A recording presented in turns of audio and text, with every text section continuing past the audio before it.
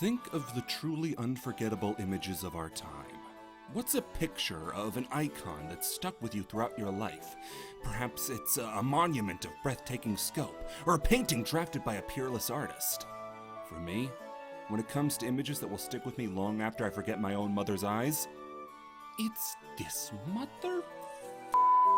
box art. Seriously, I can recall this thing with sterling accuracy. I remember every single detail of this Chris Thorndike-looking head, his soulless ghoul eyes, his mouth you could drive a semi-truck through, his gigantic boulder hand, and his comparatively dainty woman hand in the back, all surrounded by rejected Pokemon. This is the only thing I remember about this game. I played it! Like, I had my hands on the controller and everything, but I could not tell you a single detail of the characters, the story, the gameplay. All I remember is this thing. I rented it from Hollywood Video, fell asleep, and then never touched it again, but why not go back to it now? Honestly, I was just kind of hoping for any sort of development history, but what do I get? Nothing. I was hoping for a birth during development or so help me a death, but tragically everybody was healthy. It's a Sega-published Pokemon knockoff from the infancy of the GameCube. There should be something.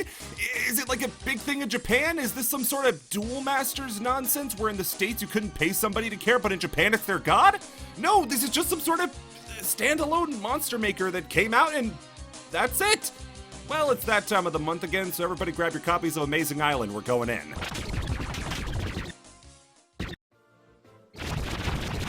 The story starts with a book from thousands of years ago by an artist about a far-off island. A bunch of monsters live there together, and we're happy. Nowadays, the book is just a fairy tale that no one takes seriously, like the Communist Manifesto or Snow White. After that brief introduction, I get prompted to make a character and decide on the girl. I also thought about wanting to expand my brand a little bit, you know, network, influence, hustle. I obviously know what all those words mean. So I decided to use this little girl's God-given name to advertise, and I named her Quiznos. My phone number's on the screen. I have low morals and am easily bought. So Quiznos finds the book and is captivated. They're so fascinated they immediately fall asleep after reading it. In their dreams, they hear the same thing I hear every night. Quiznos, help us! After that, we get a magical card and are thrown onto the amazing island.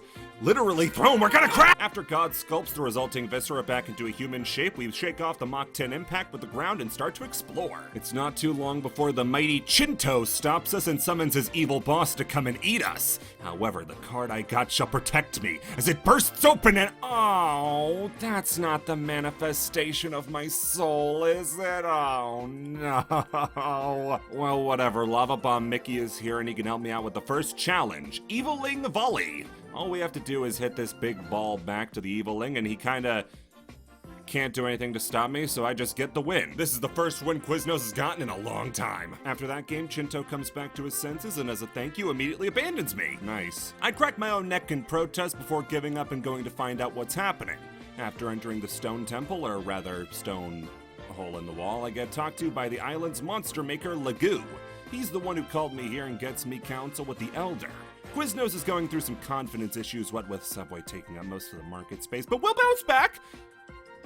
We'll bounce back. It's important to note I didn't check if Quiznos was still open before I named my character this, and refused to do so in the aftermath. The Elder tells us how the black evil is ravaging the island and only a human like me can help. I'm on his side 100% until he tells me that everything I'm about to be shown is true. I had no reason to believe it wasn't up until now, but now I'm thinking these guys might be an invasive species. Maybe the tree had it coming. So in order to fight back the black evil, Quiznos needs a partner. Thankfully, that weird little rat that leapt out of my soul was clearly not partner material. In order to get me a new partner, Chinto and his partner Falu are gonna put me through the ringer to figure out what my partner is. That means that this will be an absolute reflection of who I am as a person. First up is a questionnaire to help me figure out what I'm all about. How do I spend a holiday? Well, making videos for my adoring fans, of course! Ignore that one. You're racing a rival in a competition? Well, it's gotta be in the final round. My rival's no scrub. The twinkling stars of the night sky are a message. What is it? Watch out! Danger! Death is imminent! All right, those are probably some good answers. And here is the perfect mirror of my psyche.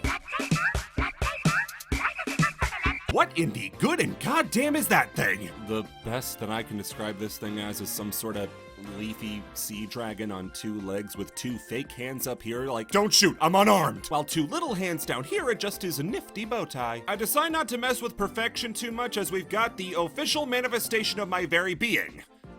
a trans pride dinosaur appropriately titled as such. Transphobia itself quivers in fear at the sight of Transaurus. It's not till I step outside that I realize, good golly, Miss Molly, Transaurus towers over me. However, there's no time to worry about the fact that transgender rights are bigger than all of us, because it's time to get out into the field and I become Stardust for Transaurus to eat as he flies off into space. We're on to the first course, the beginner's course, as the game's dirty little secret becomes very clear. When I rented this game all that time ago, I thought it would be like Pokemon, where I got to draw the monsters myself, when in reality, the game is a GameCube-era minigame collection!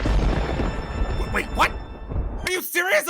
I fell for this again? Ugh! Fool me once, fool me twice, fool me chicken soup with rice. Okay, so it turns out this isn't the monster collection game I thought it was, because the rest of the game is just playing minigames as my monster in order to win back the island from the bad guys. Had I paid any more attention than none at all to the back of the box, I probably would have picked up on this a little sooner. Think of it as Pokemon meets Mario Party. What could be a better combo than that? So it's really my bad for not doing my due diligence as a 7-year-old pipsqueak, so now as a 21-year-old pipsqueak, I'm going to have to take it for what it is, not for what I wanted it to be. First game, Jungle Dash. You hit A really hard and then you win. Transaurus breaks the sound barrier and the brick barrier, and I get Mickey Mouse eyes as compensation. Okay, so the first game was a bit of a dud, the next one's gonna be amazing. The name of the game says so. Water Slide Skipper. For this game, you gotta mash A, no surprises, and then when you get to the end of the track, flick the stick at the right time to make like a stone and glide across the water to the goal. Well, I don't see this taking a dozen attempts. So this game seems like it'd be pretty easy, right? Well, there's one thing that God never really considered when making human hands, and that's Amazing Island on GameCube.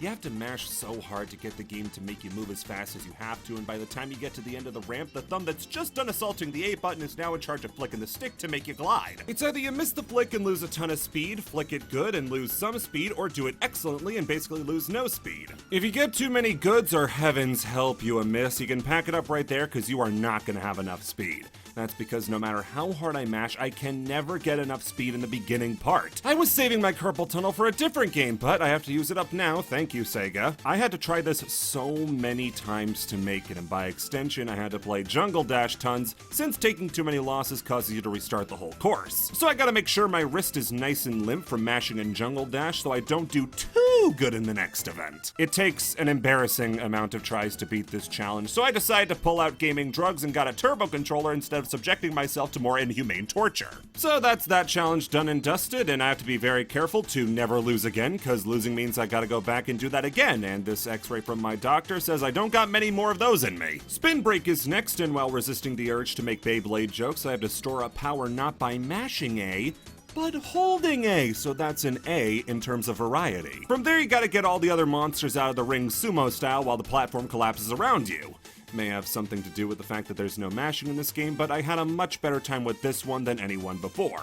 Just spin around and eventually you'll win. Stone Spire Smash comes next, and it looks pretty simple.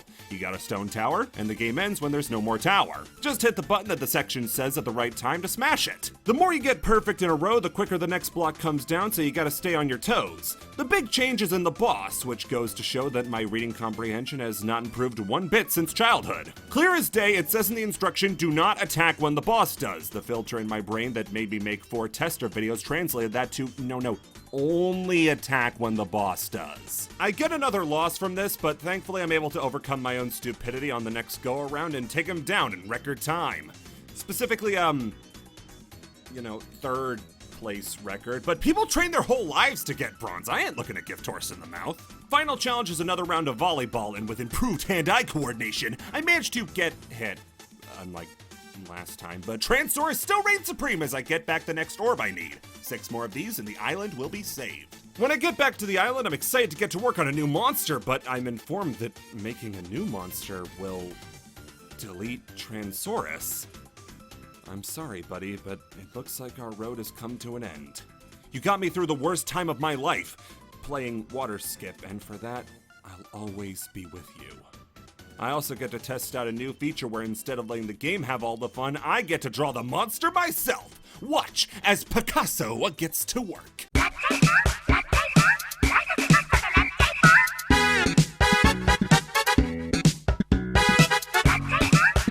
So, he's kind of, he's kind of like a weird buff mosquito baby from Ben 10 with grabby hands that literally can't hold on to anything and wings that cannot get his fat little body off of the ground. And when you see this guy, what do you think his name is? That's right, Postopia. Come on, what else could it be? Off to the next set of games, and we're thrown into the thick of it with Seaside Sparklies. Mashing is once again back on the table, and instead of just using it to reach the end the quickest, you also gotta keep it up or else sink into the ankle-deep water. Our creature has wings. He can fly. Why is this a problem? On the way there, you have to collect gems to keep your score up, with it multiplying every time you collect one. This one isn't hard by any means, but I really hope the mashing takes a back seat, because that's 3 out of the 6 or so mini-games so far that you have to crack a thumb bone before you win. After this is Basket Barrage, and my prayers have been answered! Someone at Sega is listening! This one is purely timing based. Just get the spinner within the green to throw the ball at the basket, and if you get it within the red or the white, you're more likely to get it. The little bar there shows how much time you have left to slam your next jam to keep the combo up, and if you reach the number underneath, you get to throw a bunch of balls in rapid succession to rack up a bunch of points. This one's not that hard, but I will say that the game can be awfully stingy with timing. Sometimes you'll be 100% sure you landed a hit, only for the game to click its tongue and say, You missed that one. Try another. It's enough to make me lose my first time around, but I manage it round 2. Worse yet is that however high your score gets, the smaller the target area gets. That means that by like the halfway point, when you got the bare minimum points that you need to succeed, the target gets so small it's impossible to hit. After doing what I think is my best, it turns out I need to be twice as good for the game to finally admit it's proud of me. After that comes a fork in the road where I get my chance to choose my own path, and why not? What's the worst that you could possibly get from going on the left path? Well, I don't know about the rest of you, but I was just penning my review, and I was gonna say the game didn't have enough of the worst part in it, so it's good to know I can just scribble that little joke out. But joke's on them. I sold my morals for power long ago, so I get it in 2 tries this time around. Suck an egg. Catapult Craze is next, and this is one I just did not get the gist of. Here's how my first go-around went. Up, up, and away! Ah! What I had to do was angle myself better and throw the rock better, except that didn't work. I'm still a loser. And now I'm out of lives, so we're starting the whole thing over again. Yay! I run really fast and dunk really hella on my way back to the fork roads, and the road less traveled is the road, who cares, some carny nonsense from there, I think. Long story short, I avoided Water Skipper like the plague. Instead, I got Stonehead Swap. All you gotta do is take heads from statues on one side of the river and make them match with the other side. Now, seeing as this game requires IQ, and I can't count as high as my own IQ, I managed to make a right tit of myself, like, wow, that's an embarrassing score. The doctors do manage to get some sort of intellect out of me, and from there I move on to Bomber Bowl, which is a combination boss fight minigame. Collect bombs and then huck them at the boss while avoiding his own bombs and boulders. Unfortunately, since you fight him in a bowl, it's very likely he'll either be moving in the opposite direction of you faster than you can move so he gets away, or is near the rim where you can't get to him easily. Doesn't stop Postopia from taking the gold, baby, that's right! Battle Blast is the penultimate game and is just a game of throwing hands. Punch your opponent and the monsters that spawn to gain points. You can charge a big ol' banana slammer to knock the bunch away at once, or you can just do what I did, which is be inadequate. I fumbled the bag pretty hard on this one, but second time around, and your boy is back in action. After that is yet another game of Evil Volleyball, but with the new gimmick of having 3 people play at the same time. The other monster here isn't a devil, meaning he's doing this out of spite and spite alone. That spite is enough to boot me all the way back to the beginning of the course since I ran out of lives. It's now on the return trip that I decide that doping ain't just for dopes anymore, as I give Postopia a speed boost so he'll clear the track faster. Before events, you can juice up your monster to do better in everything from speed to IQ, which seems pointless. It's not like there's a written exam I can't help them on. Although, come to think of it, it might be better if the monster just handles it on its own. I managed to finally brave the challenge and get the new orb I need back, but no new courses spawn. Well, that's because there is no new course. Remember that fork in the road? Well, each path leads to a different gem, so while I got one, I didn't get the other. So back in the saddle, which means another playthrough of Seaside Sparklies and take it to the hoop. until I get back to Water Skip.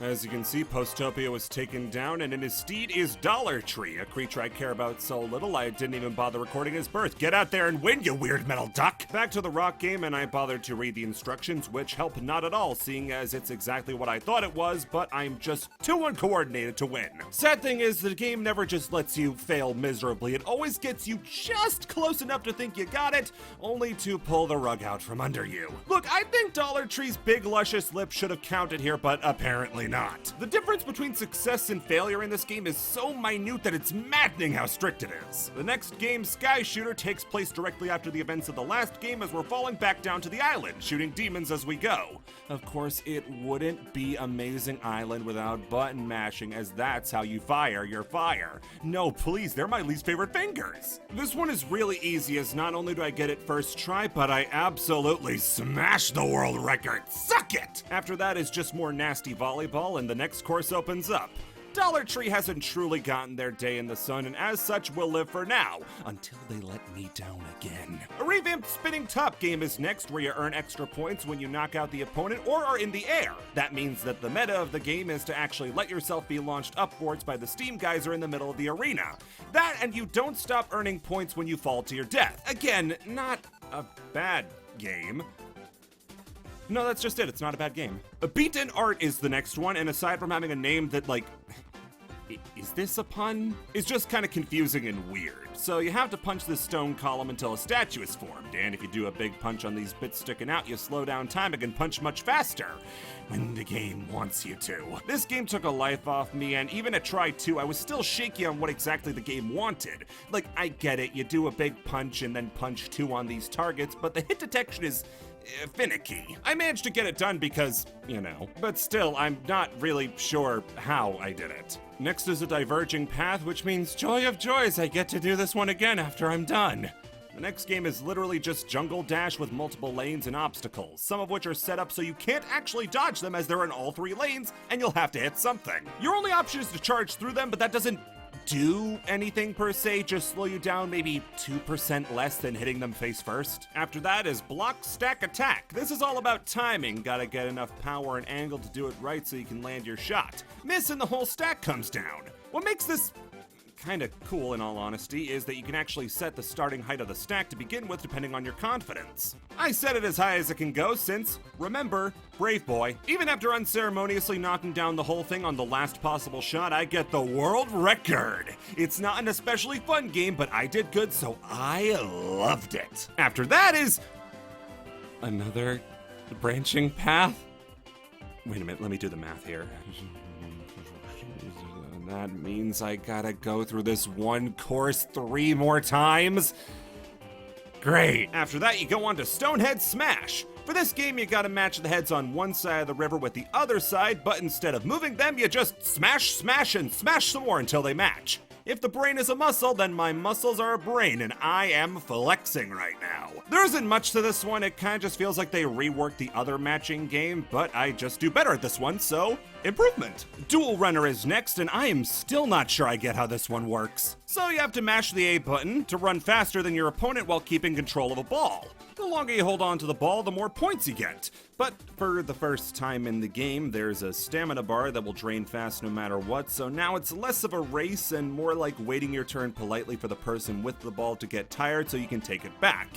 I mean, it's fine, but seriously, I can feel a tendon snap with each mash. Can I please stop? One evil volleyball later, and Dollar Tree goes in the trash for knows what this thing is. I named it Squirtzu, which is neither a budget department store or a defunct Flash website, so I don't know what his deal is. Another round of Stonehead Smash, and we play Battle Ball. You gotta get control of the ball and run it to the center of the stage. When you get a goal, you start with the ball in the next round, but you have a longer way to go to get to the center compared to the rest. Of course, everyone else is trying to smash your skull in, so do your best to dodge attacks and get your eye on the ball.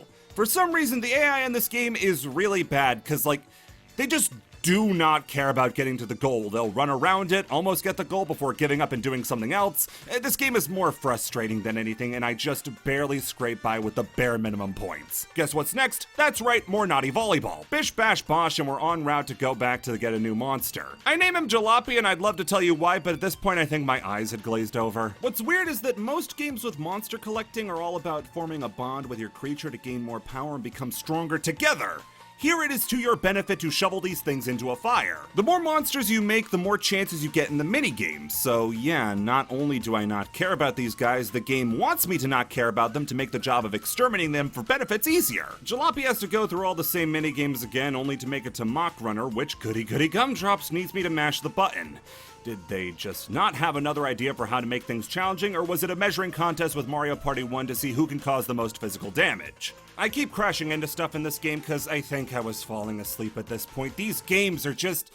they're not interesting at all. I want to like them because of the graphics and sounds. They're at least fun and colorful. I mean, it's really hard to not at least find this game charming from a visual standpoint. It's got that early 2000s, no, yeah, we know how to do 3D feel to it, but these games just do nothing for me. After this game is Battle Royale, which is like the other 3 games that took place in this exact same arena, except you have a health bar, and like all the other games, I lost until I didn't. Nefarious volleyball later, and I got one more track to go down before the final boss. It's more boulder tossing fun, as Catapult Calamity is the same as Catapult Craze, except even more frustrating. Like, I'm throwing the biggest rock as hard as I can, and I don't even make it close to where I need to be. I can just bust out a Game Shark if that'll make you happy. After getting launched into space, we gotta do Sky Circus, which is the same thing as Sky Shooter, but instead of fighting guys in the air, you gotta fly through the rings. Another round of inconvenient volleyball, and the final whatever is mine. For the last challenge, we gotta square off with the boss of the Black Evil, and I decide to custom make myself a partner to get the job done. The monster creation itself in this game, the whole selling point is... well, I mean, it's not bad. Like, if I was gonna come back to this game for anything, it would be to just make a bunch of weird monsters, but it speaks to the depth of it that it never really got the post-launch support that a game like Spore got. People still make creations in that game, not so here. I give my guy epic horns, a cape, and buzzsaw buck teeth, and seeing as I'm trying to trick the GameCube into giving me an advantage, I name him Mario. Hopefully we'll think this is Sunshine and just go easy on me. It didn't work. The final boss beats me black and blue. All you have to do is catch his fireballs and throw them back at him. The problem is that if you don't time your catches with world record accuracy, you get sent flying back so far, only getting 3 chances to hit a boss that takes way more than 3. Like I said, if it hits perfectly, you don't budge, but the timing is so janky that I never could. You'd think that there would be a way to recover blocks when you get hit back too far, but you just never get to. I tried for a full half hour to kill him before I gave up and went to go eat dinner. Little did I know that I turned off my console and the game has no autosave, so I lost all my progress and, So here's footage of me beating the game. Yep, that's me beating the game. Here's my new monster. I called him something. Who cares? I did it. I won the game all on my own.